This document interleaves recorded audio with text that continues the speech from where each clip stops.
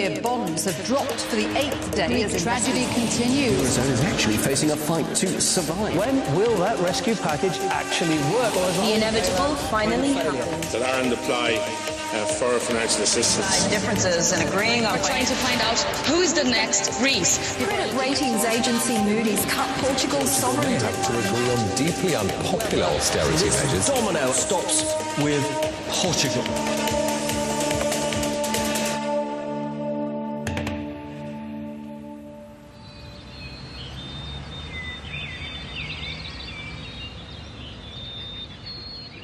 No espaço de 2 dias, o governo de José Sócrates foi censurado 2 vezes.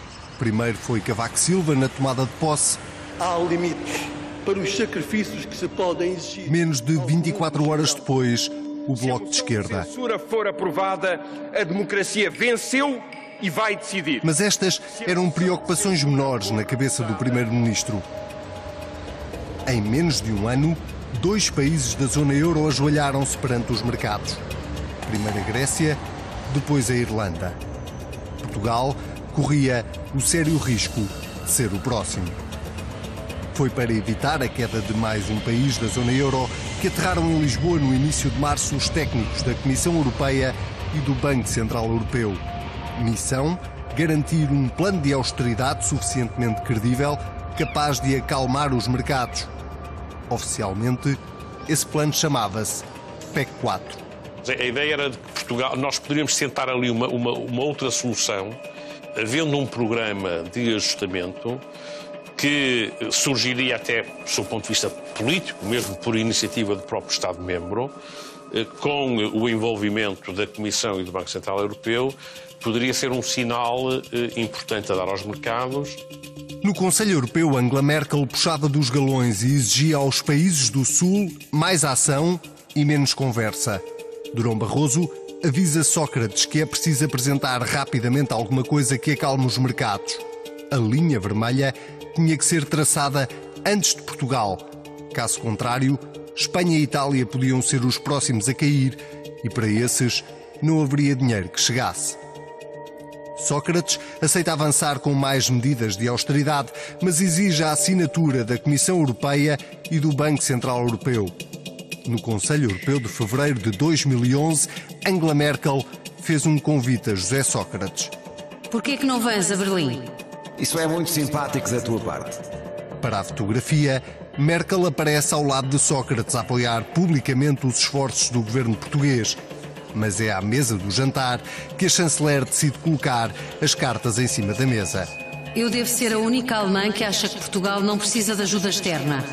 É que isto vai ser mau para vocês, mas vai sobretudo ser muito mau para a Europa. Dito isto, a chanceler aconselha Sócrates a aprofundar a austeridade. O primeiro-ministro, que se gabava de ter uma ótima relação com a chanceler alemã, não estava nada convencido que fosse esse o caminho, mas decidiu seguir o conselho. Com chumbo anunciado, a moção de censura do Bloco de Esquerda arrastava-se. Mas a impaciência de José Sócrates e Teixeira dos Santos terminou quando, de repente, os telemóveis começaram a piscar em silêncio. Recebo uma mensagem confirmando que sim, que estava definitivamente, ou que se confirmava esse entendimento com a Comissão e o Banco Central Europeu em torno do chamado PEC 4. Sócrates não perdeu tempo, pegou no telefone, ligou a Passos Coelho e convocou-o para uma reunião em São Bento ao final do dia. O encontro com Sócrates era o primeiro, depois de Passos Coelho ter dito que nunca mais se reunia com o primeiro-ministro sem a presença de testemunhas. Passos levou o chefe de gabinete, mas o encontro com Sócrates acabou por ser a sós. Das 3 horas de conversa, sabe-se apenas que Sócrates revelou a Passos Coelho as medidas do PEC 4. Mas o balanço que um e outro fazem da conversa é em tudo contraditório. Eu, antes de dar a conferência de imprensa que dei no Ministério das Finanças, falei com ele ao telefone e ele transmitiu-me o teor da conversa que teve com o Dr. Passos Coelho, dando-me conta que o Dr. Passos Coelho tinha dito que teria uma posição responsável perante um programa desta natureza. Passos Coelho entrou no carro e deixou cair um desabafo. Isto tem de acabar.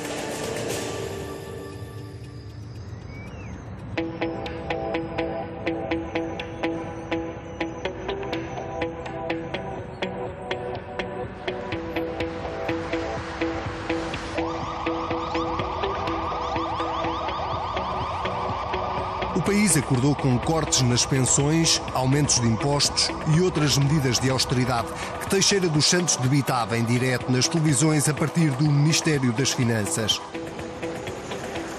Miguel Relvas aguardava na São Caetano à Lapa para reagir. E a declaração que fez parecia encaixar na percepção que Sócrates tinha da conversa com Passos Coelho. É positivo e é responsável o Governo querer redobrar a sua afirmação e a sua posição de que este ano irá diminuir o déficit e irá diminuir a dívida. Em Bruxelas, Sócrates recebia os parabéns de alguns líderes europeus pelo PEC 4. Tudo parecia encaminhado, mas perto da hora do jantar, Durão Barroso aparece com um ar preocupado. O PSD estava mesmo a preparar-se para anunciar o chumbo ao PEC 4 e Passos Coelho esperava apenas que terminasse o Conselho Europeu para o anunciar. É uma prova gritante do desleixo, da falta de rigor, da incompetência, do desnorte de quem nos conduziu a uma situação especialmente delicada e que agora se revela absolutamente incapaz para dela nos retirar. Estava dado o gatilho para o resgate de Portugal. Um destino que para Teixeira dos Santos estava traçado há muito. A ideia de que nós teríamos que pedir esse resgate tornou-se óbvia logo a partir do pedido de ajuda da Irlanda. Os nossos parceiros europeus tinham uma opinião já formada quanto a isso, que achavam que Portugal deveria seguir as pisadas da Irlanda. A dúvida na altura era saber quando e em que circunstâncias o país iria vergar-se perante os mercados.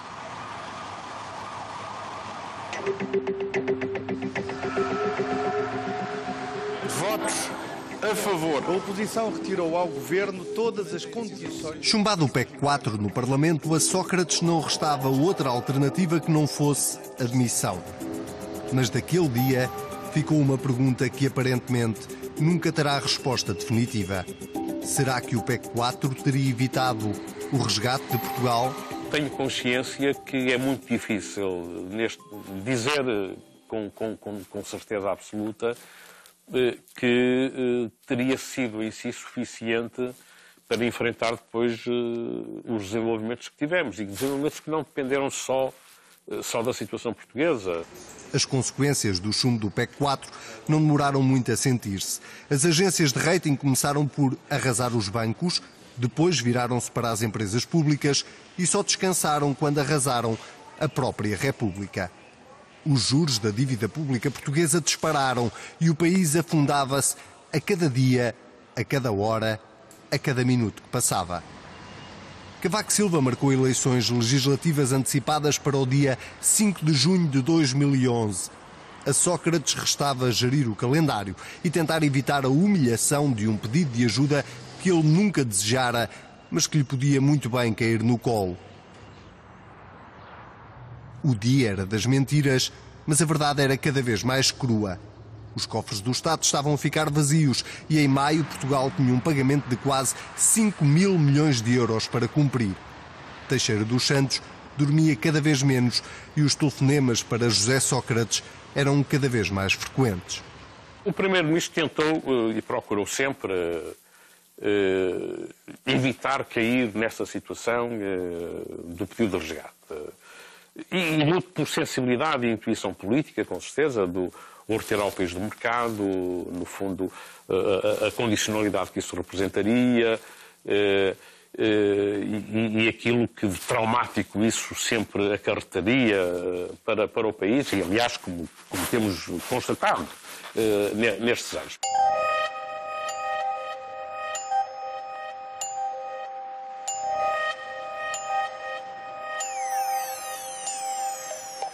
O desfile de carros topo de gama à porta do número 71 da Almirante Reis não passava despercebido nem aos mais desatentos. O G8, como são conhecidos os 8 presidentes dos 8 maiores bancos a atuar em Portugal, tinha sido convocado por Carlos Costa para uma reunião de emergência. 8 andares mais acima, esperava-os um governador preocupado e com más notícias para lhes dar. O Banco Central Europeu deixou de aceitar a dívida pública portuguesa como contrapartida para financiar os bancos portugueses e por isso não era possível continuarem a ajudar o governo nas próximas emissões. Não cultivem a ilusão de que podem continuar a segurar as pontas, porque não podem. Por outras palavras, a torneira fechou-se. O pedido de ajuda era agora inevitável. A mensagem foi acordada entre todos e seria transmitida à tarde a Teixeira dos Santos, que os tinha convocado ao Ministério das Finanças. O ministro ouviu os banqueiros e no final deixou-lhes uma garantia. O fior da conversa foi esse. Portanto, era uma preocupação muito grande da parte dos bancos, das condições de financiamento, uma preocupação também quanto, digamos, até à própria solvabilidade do Estado, a capacidade do Estado de se financiar. E foi uma reunião onde eu, muito claramente e taxativamente, disse aos bancos que, comigo, enquanto eu fosse responsável pelas finanças, eu não permitiria que o país chegasse a um ponto de default. Em bom português, Portugal estava à beira da bancarrota. Nessa noite, já em casa, o Ministro das Finanças voltou a ligar a José Sócrates para lhe transmitir a conversa com os banqueiros. Não havia outro caminho. Era preciso pedir ajuda rapidamente. Sócrates irrita-se, volta a recusar e pede 24 horas ao Ministro. As possibilidades alternativas estavam esgotadas e, com efeito, a necessidade de assegurar o normal financiamento do Estado obrigava-nos a pedir às entidades oficiais, neste caso ao nível da União Europeia e ao Fundo Monetário Internacional, que assegurassem esse financiamento, uma vez que pela via do mercado não seria possível. Entretanto, nos bastidores de São Bento, começa a ser feito o primeiro esboço da carta com o pedido de ajuda. Não foi Sócrates que deu a ordem, mas tornara-se evidente que iria ser útil mais cedo ou mais tarde.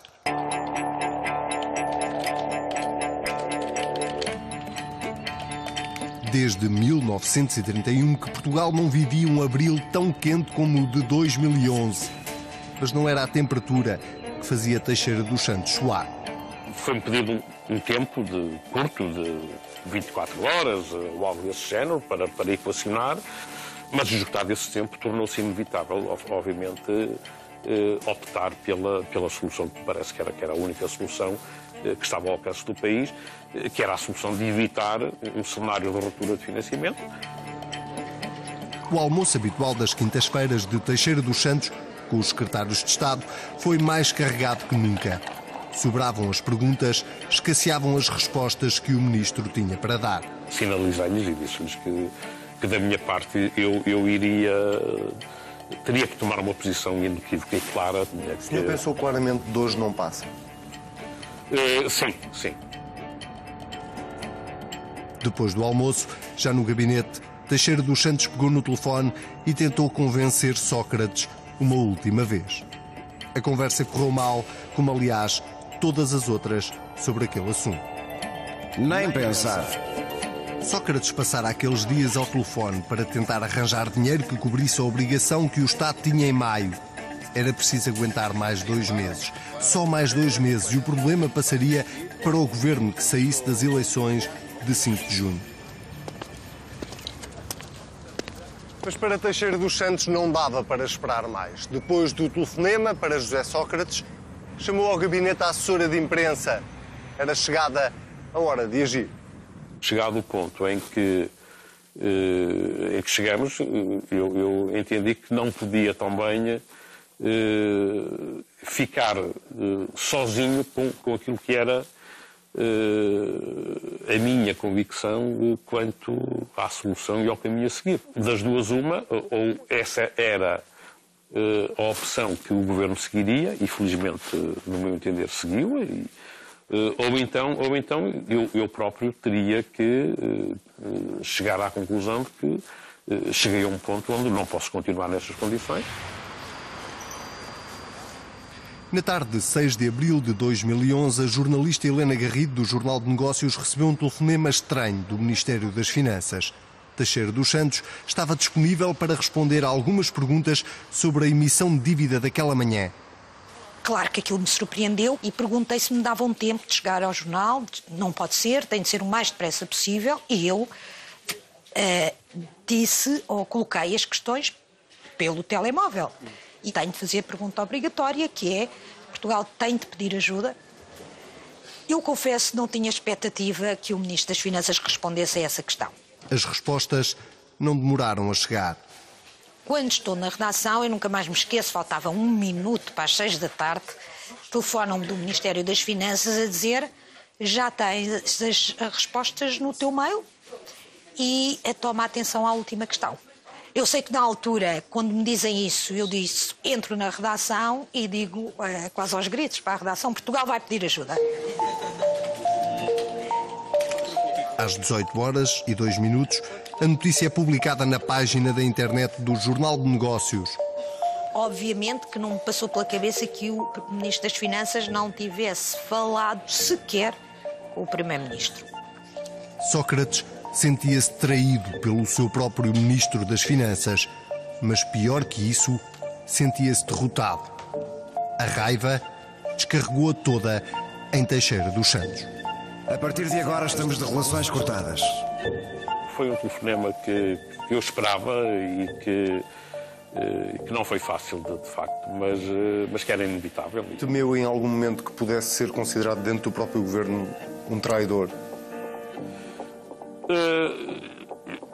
Eu acho que esse é um risco que uma pessoa teria que correr. Se há coisa que eu acho que fui sempre leal ao longo dos 6 anos que estive no governo, e mantive essa postura de lealdade, mas também há uma lealdade para com o país, não é?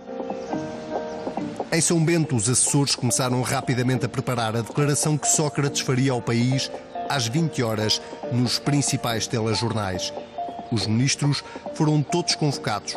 Antes de falar ao país, Sócrates desceu à sala do Conselho para anunciar o pedido de ajuda externa. Não culpou Teixeira dos Santos, nem precisou de o fazer. Os olhares de censura que recaíam sobre o ministro eram já um castigo demasiado pesado. Foi um ato de consciência que eu achei que devia tomar. Gostaria de comunicar aos portugueses que o Governo decidiu hoje mesmo dirigir à Comissão Europeia um pedido de assistência financeira. Todos sabem como lamento que esta decisão se tenha tornado inevitável.